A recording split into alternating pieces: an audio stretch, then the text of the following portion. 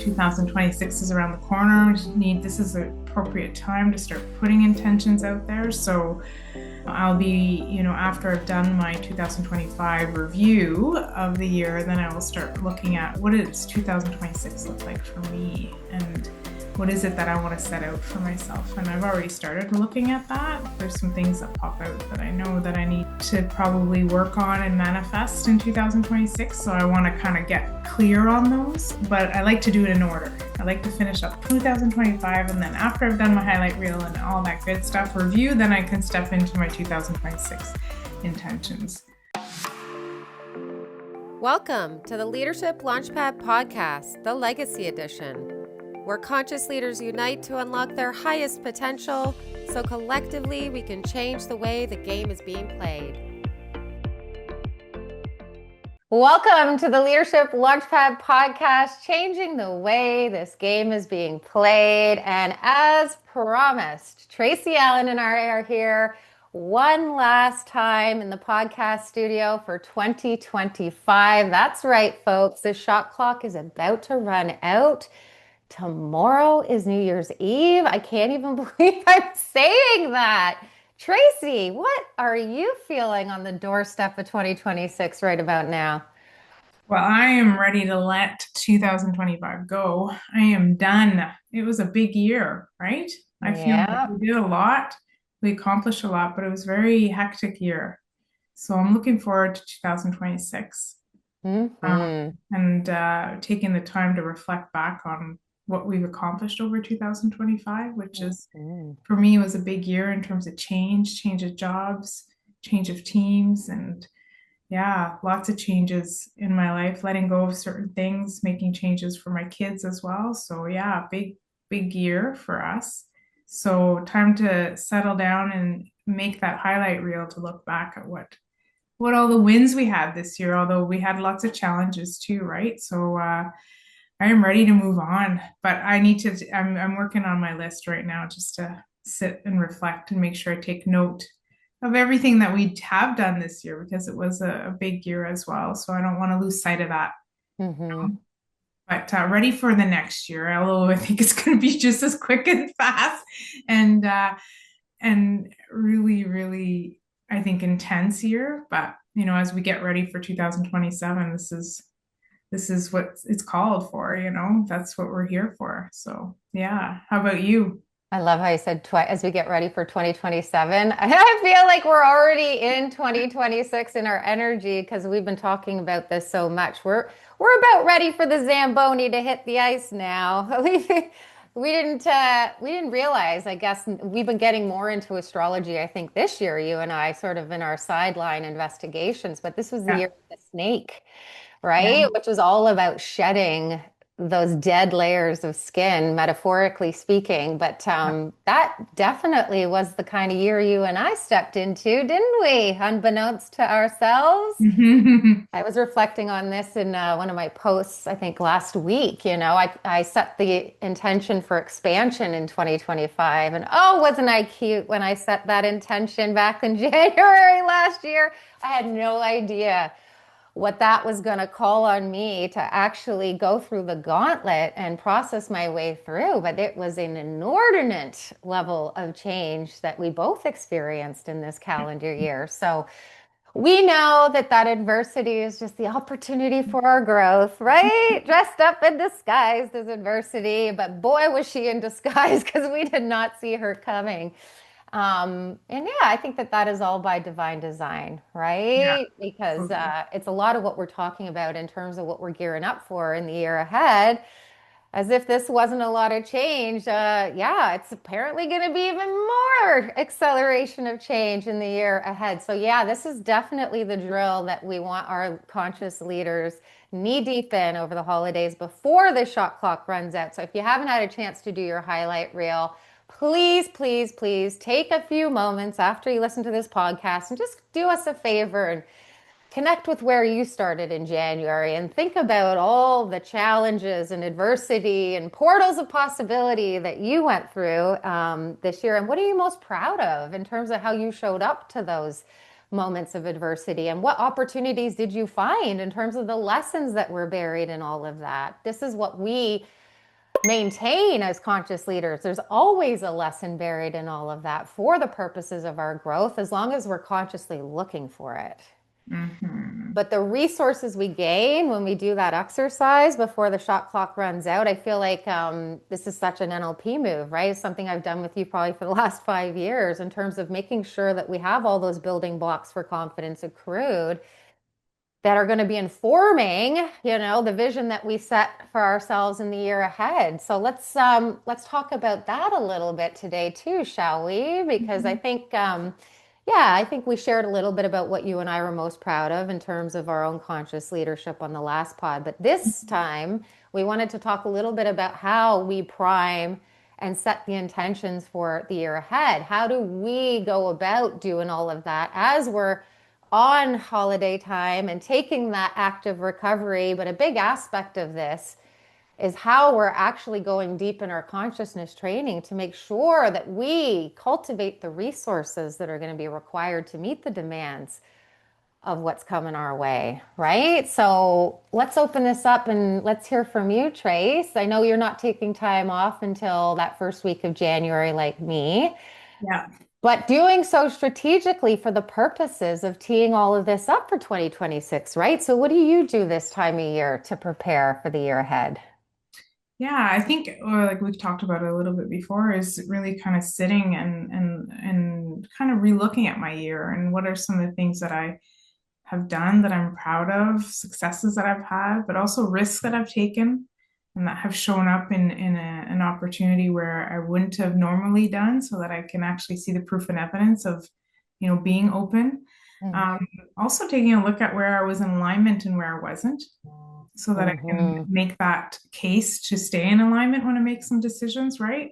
So a lot of the times doing that list really helps me kind of like, as much as you and I are talking about how much of a difficult year it was, it actually kind of helps you kind of see all the successes we've also had in the last year, which helps kind of like prime you and to encourage you to continue into 2026 and then set you up for those goals in 2026, right? So I'll do a lot of journaling and just reflection and sitting with what happened over the last year and not dissecting it, just let it be what it was, but taking note where, I was in alignment, where I had some successes, where I had some challenges, how I showed up to those, how I could have maybe done it differently. And then help me kind of master plan what 2026 intentions are going to be like, right? So 2026 is around the corner. This is the appropriate time to start putting intentions out there. So I'll be, after I've done my 2025 review of the year, then I will start looking at what does 2026 look like for me, and what is it that I want to set out for myself. And I've already started looking at that. There's some things that pop out that I know that I need to probably work on and manifest in 2026. So I want to kind of get clear on those. But I like to do it in order. I like to finish up 2025. And then after I've done my highlight reel and all that good stuff review, then I can step into my 2026 intentions. How about you? Yeah, I think that's a definite reflection of all the brain training that you and I have engaged in over the last 5 years right there in terms of that strategy. But yeah, I think that this is why we say you got to take time to actually reflect on that highlight reel, because that really should tee up and inform what the next steps in your ascension journey are going to require, right? So I think us being able to do that reflection not only shows us, the things that we're proud of, where we took risks, it paid off, how we expanded, how we grew, right? Realizing more of who we're in the process of becoming, which puts us on that new solid, stable ground in terms of that new level of consciousness that we're at. But then it also shows us where the gaps still lie, right? In terms of some of the things that we're still passionately and fervently on a mission towards. And so that reflection actually can tee up some of that intentionality in terms of what comes next. And then, I think the other thing that you and I like to do this time of year is actually get out of the day-to-day experience, right? I think one of my cheat sheet hack ways into inspiration is just leaving my home environment. This is why I like to travel as much as I do and get out into new, beautiful places in the world that actually inspire my senses, because this is a lot of the times where I can actually open up that creative space the most, right? In terms of when I'm trying to meditate or visualize, in terms of, yeah, trying to access the intuition that really should be informing what comes up next on deck, right? In terms of our aspirations. And so, yeah, this is what you and I are going to do, right? We're going to take a little trip to one of the most beautiful places I certainly have ever been in my entire life, down to Costa Rica, to this beautiful mountaintop where we're going to be congregating and communing with some of our favorite conscious leaders this time of year, who are also going to be knee deep in their consciousness training for the purposes of really starting to experience those downloads of inspiration, right? That can help us then start to get clarity in terms of what resources we're going to need to proactively cultivate in order to be able to go on those missions towards those aspirations. So yeah, this is what we're going to do. The first week of January is going to be lots of that hiking in nature and getting, to see different people than we would normally see and different animals that we wouldn't normally see back home, and just really opening up the space for us to play and co-create with our intuition in terms of our discernment, in terms of where our energy really needs to be invested the most. Because I think this is something that we're both sort of starting to hone in on in terms of what we can see coming down this pipeline, is just our both of our need to really tighten up the alignment. I think some of the biggest lessons that I was dealt in this gauntlet of 2025 were in and around my alignment, right? Really deepening my consciousness in terms of being able to isolate and identify areas where I was still giving my energy to people and places and things that I kind of had evolved beyond, right? And I think this is why consciousness training is so game changer, in fact, is that yeah, it doesn't matter how long you've been on this ascension journey. There's always, the higher you climb, the more the pressure builds. This is what we talk about. There's always going to be the need to be able to identify and illuminate certain aspects of your autopilot that are no longer serving the mission, that are no longer serving the needs that are required at that elevation on your mission. So that's definitely the thing that I'm looking to land the plane on before I leave said mountaintop in Costa Rica this first week of January, as I want to get super duper clarity in terms of the alignment that I need to own in my self-responsibility, in my energy, because I am the one who controls where my energy goes after all. Mm-hmm. In that discernment in regards to, yeah, where I want to proactively and consciously keep doubling down in terms of my investments of time, energy, and focus, and where I really just need to start to say goodbye for good, shall we say, in terms of some of the areas that are no longer serving the mission. Or this vision, this new vision that I'm so freaking inspired. I don't think I've been this inspired in years because of how this conscious leadership thing is hitting my nervous system. I can feel it's going to require a whole other gear next year for my energy. And so to come off of that mountaintop with that level of discernment, that level of clarity, and thus that level of conscious decision making, I kind of feel like is going to be a game changer for the mission. I love that. So what about you, Missy? What do you want to come down from that mountaintop having realized in your energy consciously? Yeah, I'm looking forward to it. I mean, 2025 was a lot of expansion for me in terms of like, I did do a lot of alignment work in terms of what I wanted. But I'm not in full alignment and I still struggle with that, right? So for me, I think I have to keep working on that for 2026, which is really around like, what do I really want? And as opposed to what does everybody else really want? And how do I make sure everybody else is happy? one of the things that, I've gotten a lot better at, I would say in 2025, but I have some work to do still in 2026. And I really want to be in full alignment to what I want. And I'm starting to understand that, doing some other work is that, as I stay in full alignment, others will also stay in full alignment.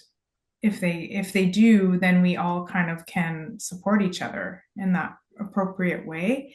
But when I start unwavering into my alignment and start compensating for other people, then I'm messing up everybody else's alignment really at the end of the day. And I'm actually a lot of times assuming this is what they want me to do. And I don't really know that that's what they want me to do. And actually, then I'm taking them out of their alignment, which isn't correct, right? So I'm really trying to stay very focused on that for 2026. That's what I want to get clear on when I'm up there, around what is it that, I really want, and what can I do to get really clear on my alignment so that I can come back and live that, right? And then expect everybody else to pick up their pieces so that we can all be happy, right? We do a lot for moms and wives. Like, we compromise a lot of stuff and we think that that's the right thing to do, to sacrifice. But I'm starting to learn, even though it's very late in my journey, that that's probably not the right answer. So that's something that that's one of my intentions for sure for Costa Rica. Well, it's something you and I are very passionate about, especially as our kids grow into teenagers, right? Like, I think it's something I'm so passionate about talking to my mothers about when I'm in the chair with them, is like, when you start off as a mother, you all up in the needs. You got to meet the needs all the time. So many needs when they're babies, but then they grow and we grow and those needs change and they evolve. And so this is part of how we continue going and growing alongside those ever evolving needs, right? Is like really coming home to the helm at every year. I think we should be stopping and doing this type of discernment exercise as leaders, right? Because even when you're in a corporate context, like, the needs of your team change. You go on different projects, you have different things you got to deliver on.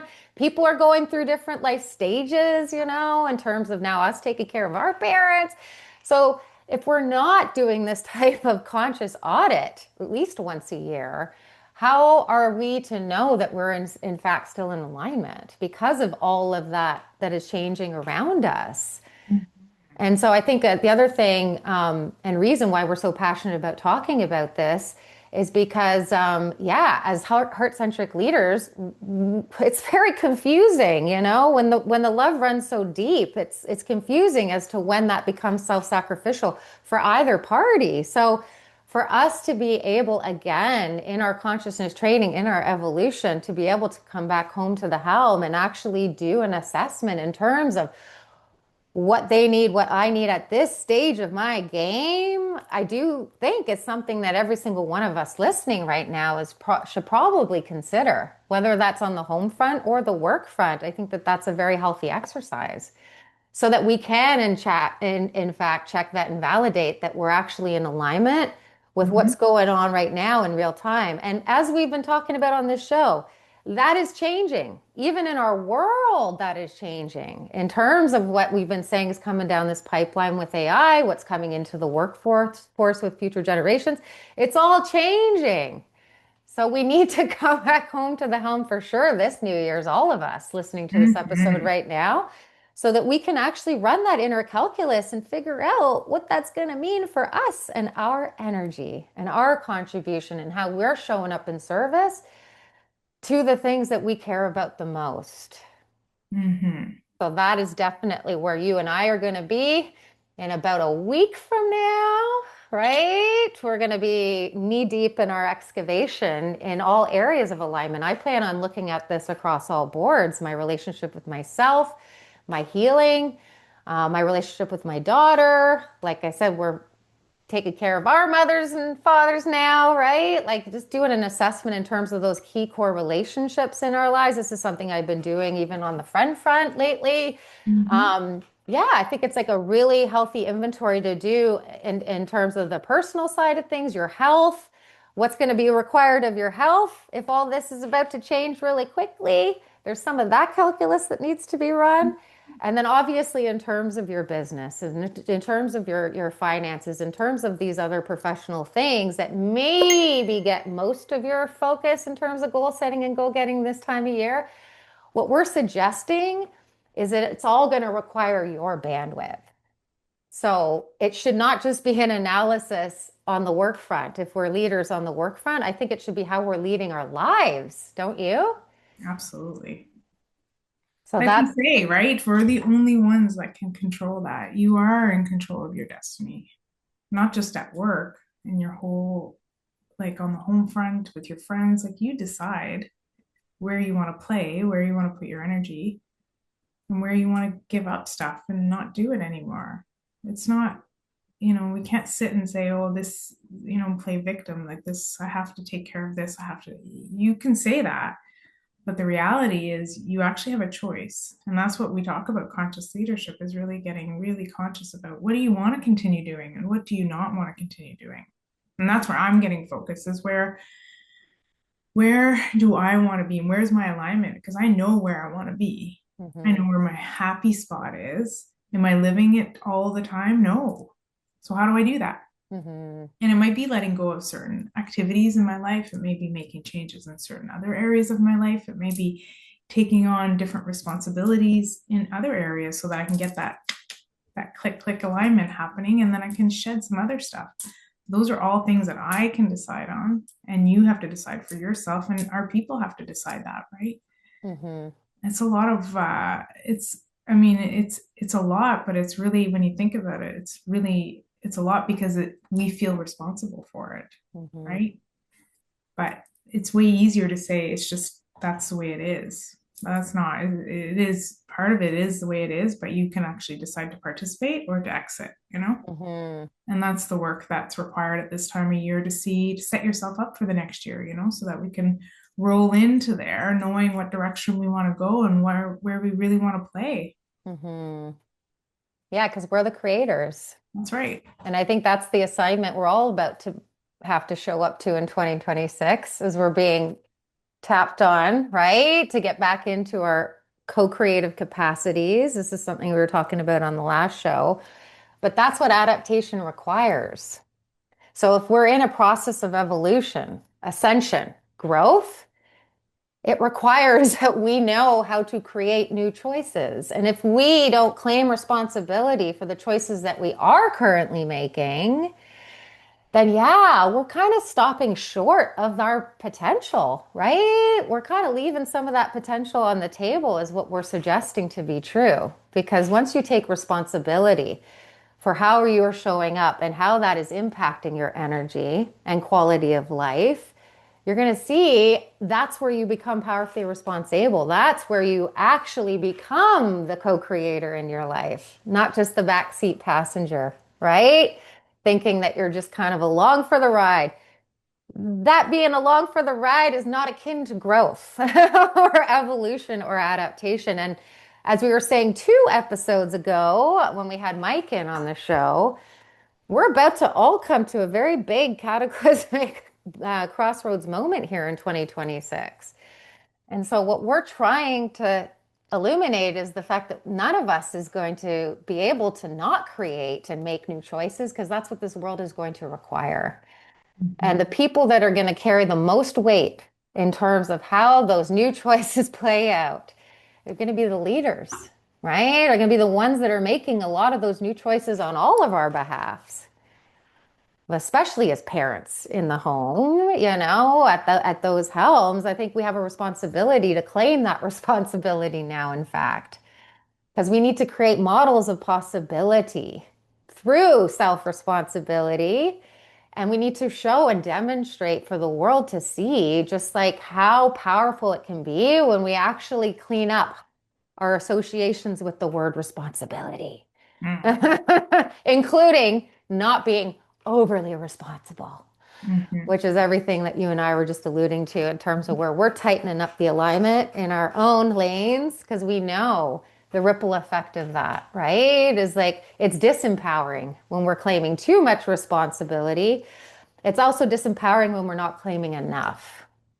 So that's what you and I are going to stick the landing on in our first week, where we set the tone for this, right? Because I think the way you start anything sets the tone for how that anything is going to play out.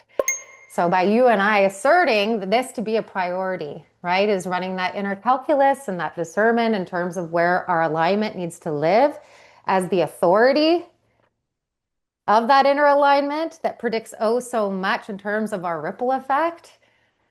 I think this is a really good way to set that model for our folks. So that's where we'll land the plane, folks. Thank you so much for tuning in this year and following Tracey and I and our co-creative adventures.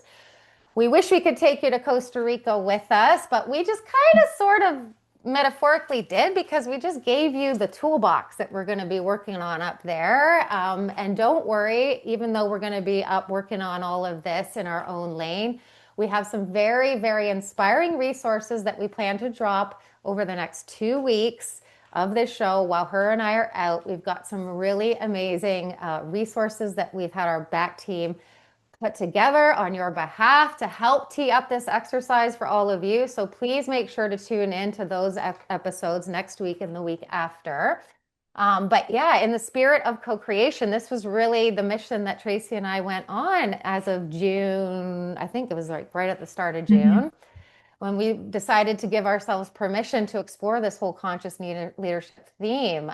Yeah, we're just so grateful for our audience coming along for this ride with us, for their feedback that injected so many critical, inspiring resources for us to play with. I think that's the last place we want to land in 2025, is the attitude of gratitude for all of your contributions to this mission, but also a request.